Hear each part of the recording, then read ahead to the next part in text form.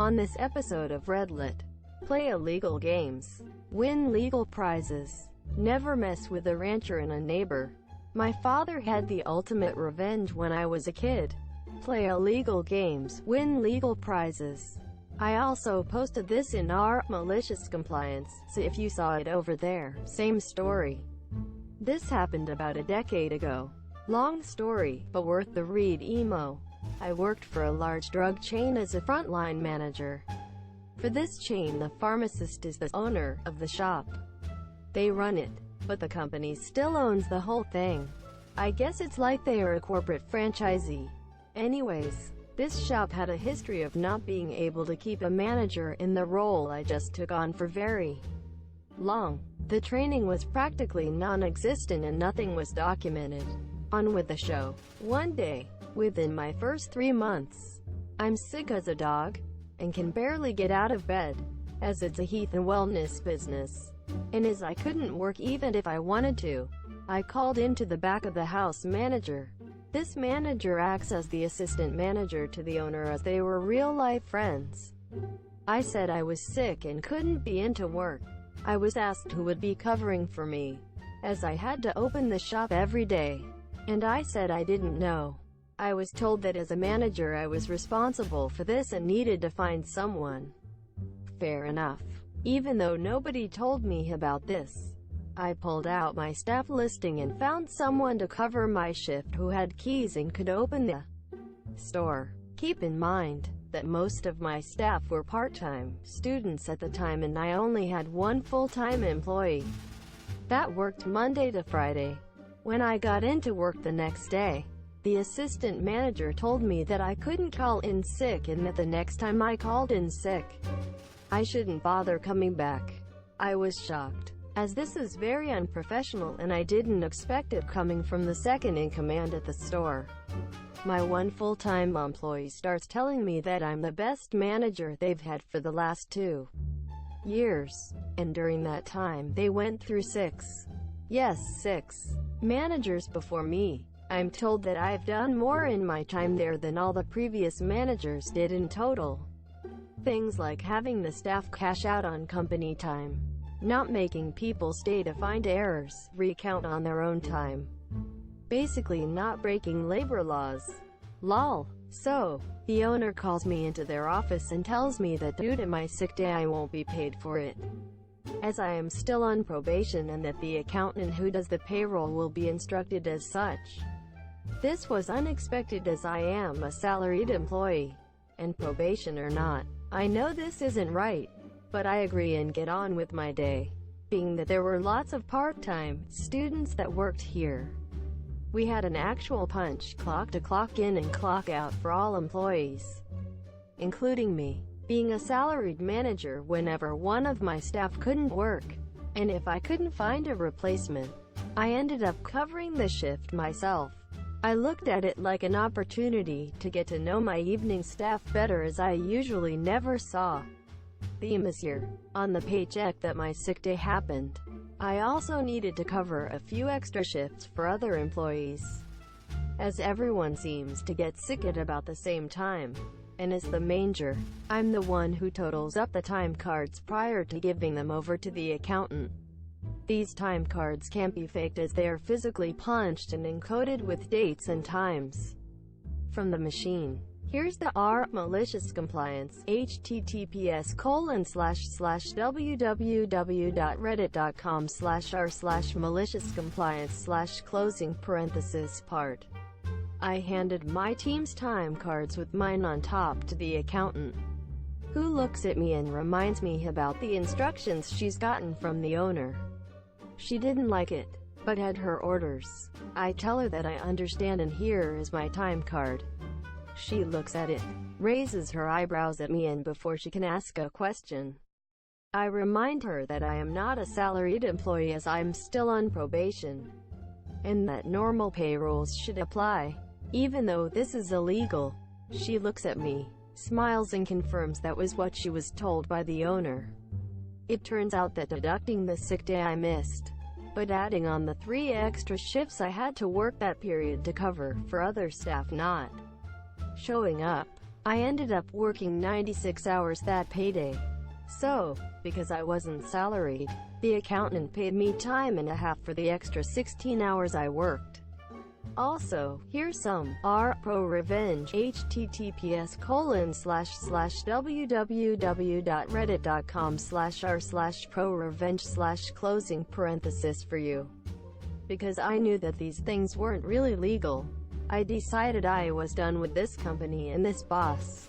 I emailed my friend who helped me get the job, who just happened to be the head of their corporate security, with the story I just told, and gave him permission to send it to whoever he thinks would need to see it. Later that week, I got a call from another employer asking if I could start immediately. I said yes, of course, and went back into work. This call happened just after I had gotten home from work. Yes, before cell phones were a thing. I walked into work, went into the back office to collect my personal effects, and came back out. My shift supervisor was perplexed as I had just left for the night. I shook his hand, and told him that it was nice working with him. He was shocked and asked, "You're firing me?" Quote, I actually lolled at that and told him, "No, I'm quitting. You get to keep working here." I went to hand my keys and resignation to the night pharmacist and told them to pass it in to the owner. My letter consisted of "I quit" signed off. I went back a few weeks later to get some stuff. I still shop there as it's close to my home. And the one full-time employee says hi, with a big smile, and tells me the following in hushed tones. "A few days after you left, some suits from head office came in, had a meeting with the owner, and left. When the owner left after that day, they haven't seen the owner since. Seems the suits came and took the store away from them based on owner's inability to keep your old position filled." Employee didn't know about the email I sent to the head of security, but when I mentioned it, the employee lit up like a light bulb and said, "So that's why." Quote, "The icing on the cake for me was that the owner knew about this connection I had with the head of security, as they were listed as a reference, and the owner contacted them directly about the referral." Doing illegal stuff to someone with a direct line to the head of security is probably not a good idea. Never mess with a rancher and a neighbor. My father had the ultimate revenge when I was a kid. I grew up on a horse ranch in Colorado. We had a long piece of property, about 80 acres, and we raised Missouri foxtrotters. We had lived there for almost 20 years when some folks bought a strip of property way at the back of our land. It was a strange plot of land as it was very narrow, and was sandwiched between our back fence and a busy county road. We were surprised anyone would buy it actually, as it forced the house to be pretty close to said road. Well, we never meet these new neighbors until one day my dad gets a notice from a lawyer telling us that after having surveyed the property lines, our back fence encroaches on their property between 3 and 6 inches depending on the spot along the fence line. These folks had never met us, never introduced themselves. Our first introduction was this legal demand. My father was a salt-of-the-earth kind of man, very kind, but also very strong-willed. He called these folks, arranged a meet-up, and tried to talk some sense into them. Your first did 3 to 6 inches really matter that much? And why had they not come to us to talk it through? He even offered a number of different compromises. These folks were hostile from the get-go. They demanded he move the fence immediately, or they would sue. Apparently the law stated they had to put their house so far away from our fence line, and they wanted to push it as far back from the road as they could when they built it. So they wanted that 6 inches very badly. I still remember when my dad got home from the meeting. He hung his hat up and shook his head when he told my mom in his slow way, "Well, looks like we got the kind of folks for neighbors you don't ever want to have for neighbors." They sued, and won, and we were forced to move the fence in 2 weeks. I say we because I was the free slave labor, as all farm kids are in this kind of thing. All the fencing material, and the time, were a big cost for my family, but we got the work done in early spring. Here is where the fun comes in. So the new neighbors broke ground and built all through the end of winter and into spring. The very next weekend after they had moved into their house, Dad rousted me out of bed and we took the big truck into town to the lumber yard. I was extremely puzzled as we loaded up a bunch of fencing material and building supplies. We didn't have any big projects going that I knew about, and I kept asking him what it was for, but he just told me to wait and see with a devilish smile on his face. We built a pen in a small enclosure very near our back property line, directly behind the neighbor's new shiny house. The next day, one of our farm friends delivered a half-dozen pigs to their new home. Dan insisted on feeding those hogs table scraps and all the things that would go in the composter, as well as some good balanced hog feed to keep them healthy. Now you may not know this, but the smell of pig excrement is directly related to what they eat. In their pen, table scraps make them smell bad. I mean bad. I had to drive the four-wheeler back there every day to take care of them. And within a month, halfway there, and my eyes would start watering. It smelled so bad. When we mucked out the pen with the bobcat, we also made the pile right next to the pen. I can't even imagine how bad the smell was living in that house. The neighbors, of course, freaked out, and again, without ever even trying to talk to us, went the legal route. They lost. The area was zoned agricultural, and my dad had done his homework to make sure he was breaking no laws or regulations.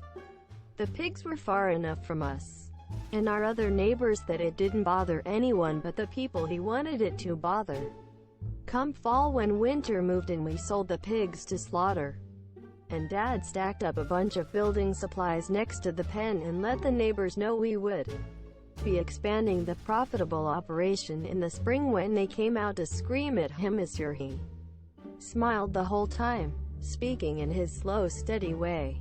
The new neighbors sold their new house in January when the ground was frozen and the new owners would not smell the pen.